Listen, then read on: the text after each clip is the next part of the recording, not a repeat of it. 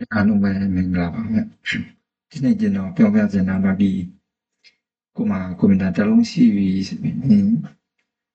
ဘယ် recording ကိုတုံးဖို့အဆင်ပြေလဲဆိုတော့လာပြီးတော့အာပြောပြမှာပြောရတယ်ဆိုတော့တည်တဲ့သူကလည်းတော်တော်များရှိတာပေါ့နော်မတည်တဲ့သူတွေအတွက်ပေါ့နော်ကိုမှကွန်ပျူတာအသစ်စဝယ်ပြီးတော့recording ပြီးတော့ဖမ်းရမလဲsoftware တုံးပို့ပြီးတော့အဆင်ပြေလဲဆိုတော့လာပြီးတော့ပြောပြမှာပြောရတယ်ဆိုတော့ကျွန်တော်ပြောပြမှာတော့ကျွန်တော်သုံးတဲ့ application တွေပေါ့နော်ဆိုတော့ကျွန်တော်ကိုယ့်ကွန်ပျူတာမှာscreen recording ဖမ်းတဲ့ဟာကျတော့ကျွန်တော် OBS Studio ဆိုတော့ဒီတစ်ခုပေါ့နော်ဒီတစ်ခုကျွန်တော်တုံးလာတယ်ဒီတစ်ခုတုံးချင်တယ်ဆိုရင်တောင်းလိုက်ပေါ့နော်ဆိုတော့ကျွန်တော်ဒီကောင်တော့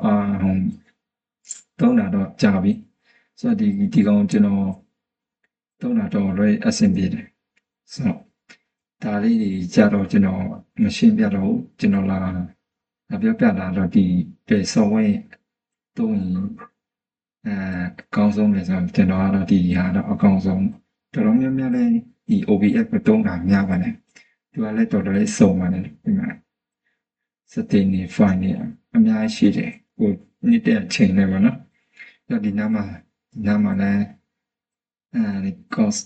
setting တွေအများရှိတယ်ဒီမှာ setting နေတဲ့ချိန်နဲ့ရတယ်ဟိုကsite ရွေးမလဲဆိုတော့ဒီမှာအများကြီးပေါ်တယ်နော်ဒီမှာအများရှိတယ်ကျွန်တော် Steam လုပ်လဲရတယ်အများကြီးဆိုတော့ကျွန်တော်ဒီဆုံးအကြောင်းကတော့နောက်ဗီဒီယိုမှာပဲထပ်ပြောဘယ်လိုအစားနေဆိုဒီပေါ့နော်နောက်ဗီဒီယိုမှာပဲပြန်ပြောလုပ်ပေးမယ်နောက်တစ်ပုတ်ပေါ့နောက်ဗီဒီယိုဆိုတော့အခုကကျွန်တော်ဒီ software အကြောင်းလေးကတော့ဒီလောက်ပဲဟိုမှာစားပြီးတော့ကွန်ပျူတာဝယ်တဲ့သူတွေအတွက်တော့ဒီ software လေးကိုစမ်းပြီးတောင်းပြီးတော့လေ့လာနိုင်ပါနော်နောက်ဗီဒီယိုမှာပြန်လည်ရှင်းပြပါမယ်ဟိုပြတဲ့အကြောင်းလေးပေါ့နော်ကိုကတော့ဒီလောက်ပါပဲအားလုံးပဲမင်္ဂလာပါမယ်